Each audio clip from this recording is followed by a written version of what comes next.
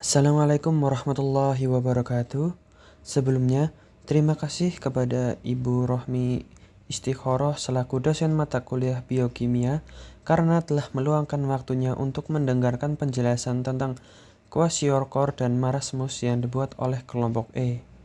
Kelompok kami terdiri dari 4 anggota, yaitu Dahayul Daltalina, Faris Adnan, Aulia Ramadhani, dan Rida Naila Khairunisa. Yang pertama, kami akan menjelaskan tentang pendahuluan.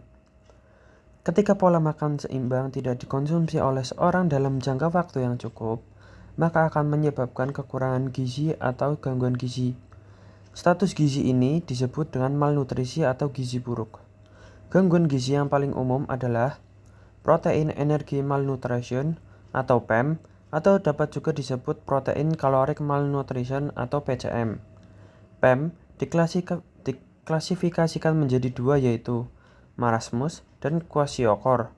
Kedua hal ini adalah masalah gizi yang paling luas di negara-negara berkembang, yang sebagian besar menyerang anak-anak. Selanjutnya, ada penjelasan tentang kwashiorkor dan marasmus. Kwashiorkor dan marasmus adalah bentuk malnutrisi yang parah. Keduanya dapat ditemukan pada kasus kelaparan yang sangat parah dan lebih sering terjadi di negara-negara berkembang. Selama kelaparan, tubuh berada di bawah tekanan metabolisme dan perlu beradaptasi untuk bertahan hidup. Tubuh beralih ke beberapa mekanisme hormonal atau enzimatik dan jalur metabolisme lain untuk memasak bahan bakar yang dibutuhkan sel dan organ tubuh. Di sini ada beberapa pembahasan, yaitu apa perbedaan antara kwashiorkor dan marasmus, jelaskan metabolisme di balik kondisi kwashiorkor dan marasmus, lalu yang terakhir, kelaparan ketoasidosis dapat terjadi pada saat kelaparan. Jelaskan dengan diagram alir. Lalu selanjutnya adalah perbedaan antara kwashiorkor dan marasmus. Pasien kwashiorkor memiliki penipisan kompartemen protein visceral yang lebih parah yang diawali oleh penyimpanan protein terutama di hati. Akibatnya, pasien dengan kwashiorkor memiliki edema piting bilateral yang khas, hipoalbuminemia, perut kembung, dan hati berlemak. Seorang anak yang menderita kwashiorkor akan memiliki berat badan yang normal terhadap tinggi badan yang disertai dengan edema umum dan penyakit kulit. Perubahan kulit terjadi pada area dengan gesekan atau tekanan tinggi seperti perineum, tungkai, telinga, dan ketiak yang menjadi hiperpigmentasi dan kemudian mengelupas. Edema menyebabkan penampilan wajah menjadi bulat dan perut kembung yang khas. Lalu ada marasmus. Marasmus akan muncul dengan kegagalan untuk tumbuh kembang. Pada bayi, kondisi ini dapat dikaitkan dengan sifat mudah tersinggung dan apatis. Lebih jauh, bayi mungkin memiliki ubun-ubun cekung akibat dehidrasi, penampilan umum bayi menyusut dan kurus karena berkurangnya kadar lemak subkutan. Penurunan berat badan awalnya paling terlihat di selangkangan atau aksila, kemudian di bokong, wajah, dan paha. Hilangnya lemak di wajah menyebabkan penampilan khas orang tua. Tanda-tanda marasmus meliputi pemborosan yang dibuktikan dengan hilangnya lemak subkutan, kehilangan massa otot sedang, hingga berat terutama di daerah asiklat dan selangkangan yang berlanjut ke paha, lengan, dan bokong.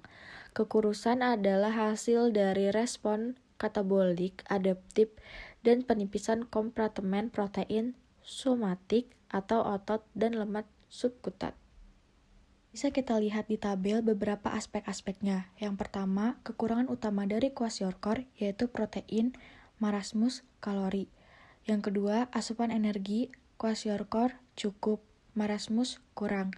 Yang ketiga, gejala fisik, kwashiorkor edema atau pembengkakan, rambut rontok, perubahan pigmentasi kulit, otot yang lemah.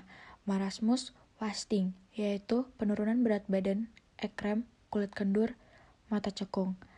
Yang keempat, penyebab kwashiorkor, konsumsi protein yang rendah, asupan kalori cukup.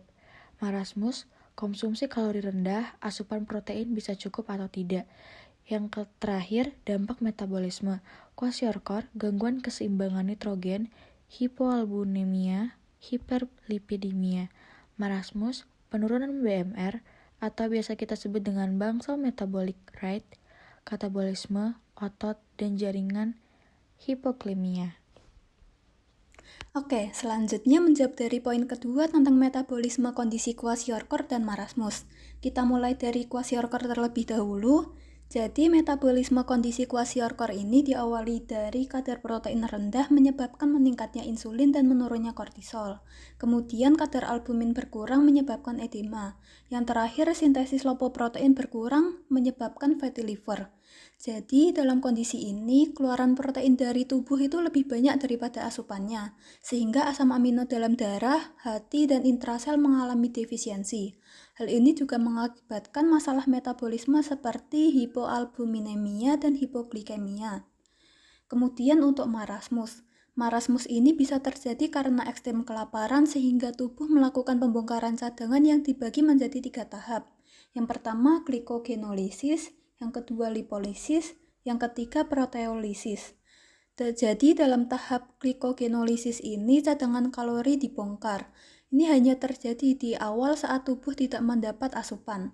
Setelah cadangan kalori sudah habis, kemudian lanjut pada tahap lipolisis. Kali ini cadangan lemak atau gliserol yang dibongkar. Setelah habis, lanjut tahap terakhir yaitu proteolisis. Pada tahap ini cadangan asam amino dibongkar sehingga menyebabkan massa otot hilang. Pembahasan berikutnya yaitu tentang kelaparan ketoasidosis yang dapat terjadi pada saat kelaparan. Ketoasidosis adalah kondisi metabolik yang dikaitkan dengan konsentrasi badan keton yang tinggi secara patologis dalam serum dan urin, yaitu aseton, asetoasetat, dan beta-hidroksibutirat. Selama kondisi katabolik, asam lemak dimetabolisme menjadi badan keton yang dapat segera digunakan sebagai bahan bakar oleh sel-sel individu dalam tubuh. Ketoasidosis yang relevan secara klinis meliputi ketoasidosis diabetik, ketoasidosis alkoholik, dan ketoasidosis kelaparan. Yang akan kita bahas di sini yaitu ketoasidosis kelaparan.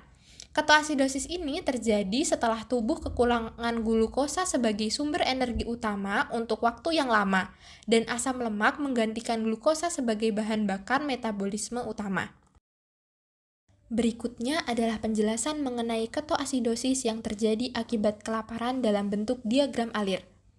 Ketika tubuh tidak mendapatkan asupan makanan yang cukup, terutama karbohidrat, akan terjadi kelaparan. Hal ini dapat terjadi karena puasa berkepanjangan, malnutrisi, atau kondisi medis tertentu. Karena tidak ada asupan karbohidrat menyebabkan proses yang kedua yaitu penurunan kadar glukosa darah. Sedangkan glukosa merupakan sumber energi utama bagi tubuh terutama untuk otak. Karena kadar glukosa darah rendah, terjadilah proses yang ketiga yaitu pankreas menghasilkan lebih sedikit insulin. Insulin sendiri adalah hormon yang memungkinkan sel tubuh untuk mengambil glukosa dari darah dan menggunakannya sebagai energi.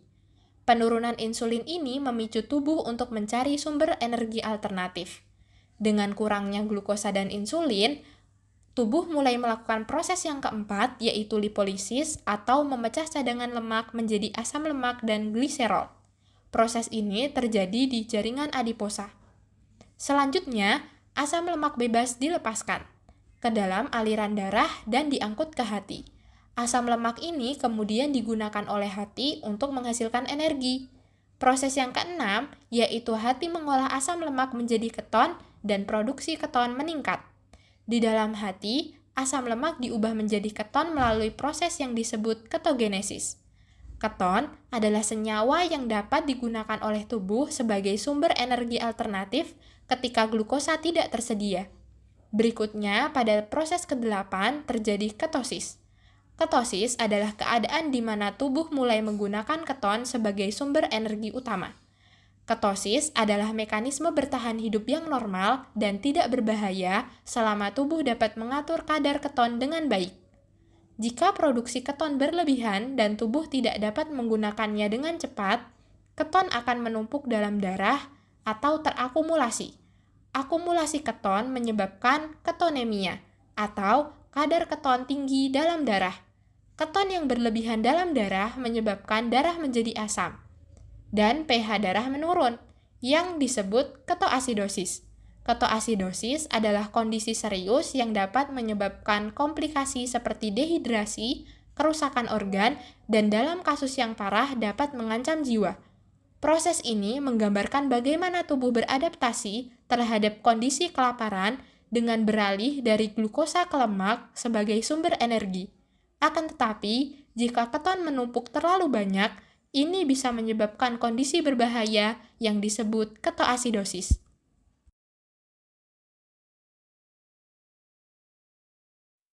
Telah usai penjelasan dari kelompok kami ucapkan terima kasih karena telah menyimak. Bila ada salah kata, kami mohon maaf. Kelompok E, pamit, undur diri. Wassalamualaikum warahmatullahi wabarakatuh.